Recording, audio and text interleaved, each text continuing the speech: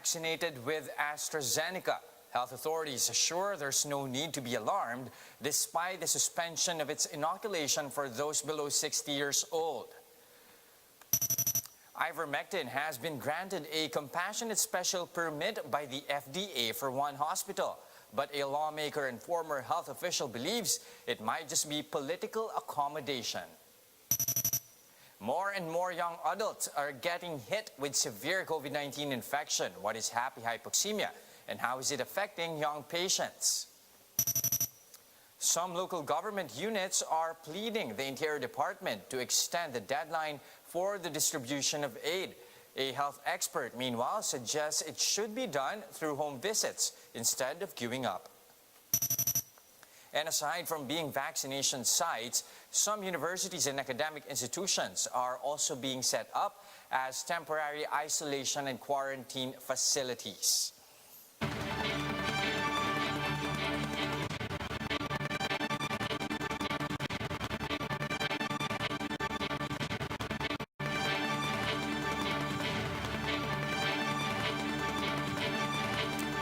Focused and fearless. Here's everything you need to know as you jumpstart your day. I'm Jess De Los Santos. The FDA says Filipinos who have received AstraZeneca shots should not be alarmed despite the FDA's decision to suspend its rollout on younger populations. The agency says they're just being cautious. Here's the rest of the story. Several countries have halted the use of AstraZeneca vaccines, mostly in Europe like Spain, Italy, France, and Germany. The reason? Reports of blood clotting in some recipients. But as regulators stand by its safety and efficacy, many resumed its use. However, the European Medicines Agency has confirmed the vaccine's link to cases of blood clots, listing it as a rare side effect, mostly among women below 60. But there are no conclusions yet. No specific risk factors could be identified based on the current data. The committee can therefore not recommend any specific measures to reduce the risk. Here in the Philippines, there are no reported cases yet of blood clots from AstraZeneca vaccines. But the FDA is not taking chances. The regulator has suspended its use for those below 60 years old. So we asked DOH na kung meron pa pong natitirang AstraZeneca vaccine, siguro ay wag muna natin gamitin sa mga people below 60 years old until we get clearer evidence at saka clearer guidance from WHO at saka sa atin pong mga expert. Speaking on One News Now, FDA Director General Eric Domingo clarified that they only took this move out of caution and not because of serious safety concerns. He said those who received the jab should not be alarmed. It's a very, very rare, unusual side effect. We just want to take a pause and then review all of the data so that once the new vaccines come in, the new batches, then we can be guided more accordingly.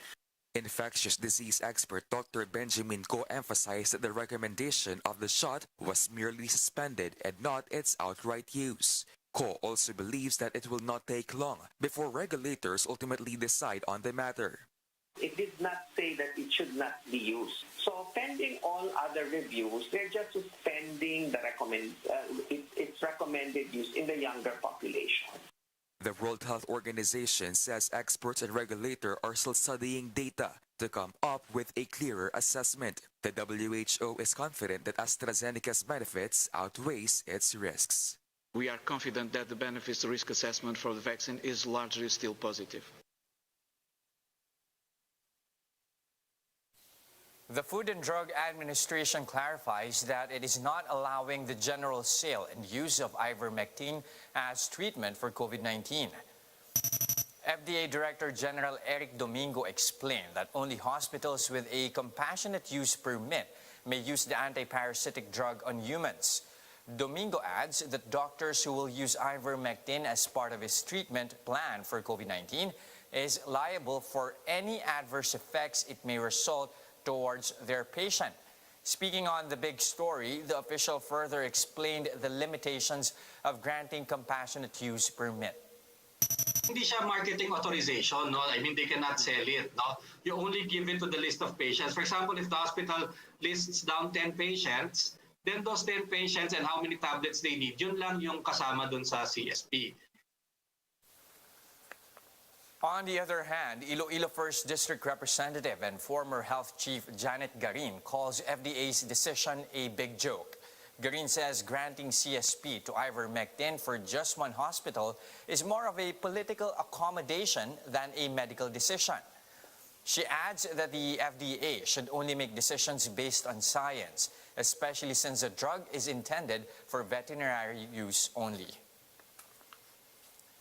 All over the world, health workers are seeing more and more younger patients getting severe COVID infections. The Philippines is no exception, with many 20-somethings getting a case of happy hypoxemia. But what exactly is that? Mobile journalist Stanley Gahete gives us a front seat to the story.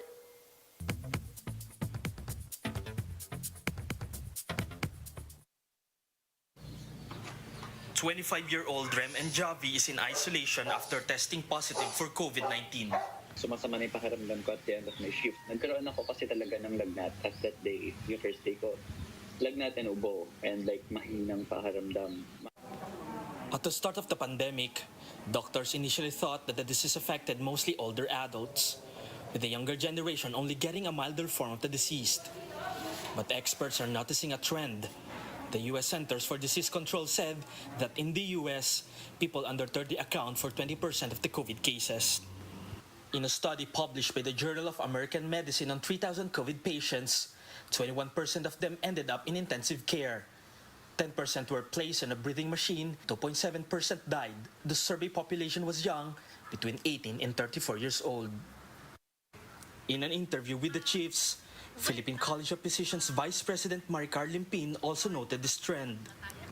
Actually, ang parang pagbabago lang na nakikita namin, mas medyo madami kami nakikita ngayon na parang na medyo bata, walang comorbidities, walang sakit sa puso, walang diabetes, no? Relatively healthy. Yet another complication, what she calls happy hypoxemia, or COVID patients who appear to be doing fine even though their blood oxygen levels are getting dangerously low. Hindi nila masyadong nararamdaman yung gravity ng problema nila na meron sila ngayon. This condition can fool both patients and doctors into thinking that a patient is just having a milder form of COVID until everything crashes. Alam namin anytime pwedeng mag-deteriorate ang condition nila. For Rem, there are days when his condition really gets bad, surprising considering his young age. Because of these new trends, Dr. Limpin warns people not to take even mild cases of COVID for granted, with many COVID-19 patients frightened to visit a hospital and arriving only when their symptoms have dangerously advanced. Doctors also wonder whether home monitoring could hasten treatment and whether for some that could make all the difference. Stanley Gahete, We're One News. Quezon City Mayor Joy Belmonte is urging the national government to extend the deadline for the rollout of cash aid in ECQ areas. Belmonte said the local government of QC is doing its best to distribute the dole out to the city's beneficiaries within the 15-day deadline. But she cited difficulties in maintaining social distancing and minimum health standards to avoid virus transmission during the distribution process. Belmonte said she does not want the release of financial assistance to be super spreader events. DILG Undersecretary Jonathan Malaya said the agency is willing to extend the deadline for large cities like Manila and Quezon City if they don't make the deadline. In any case, infectious disease expert Dr. Benjamin Ko urged LGUs to do house-to-house distribution of the cash aid instead of asking beneficiaries to claim the dole-out themselves. I think it should be the LGU that should go to the individual houses instead of making the people congregate, because it places the people distributing the money are at lower risk if they go individually rather than making the people all congregate in one area and then making them wait for a prolonged period of time. Meanwhile, the Philippine Red Cross is tapping 2 universities in Quezon City to address the lack of beds for COVID-19 patients.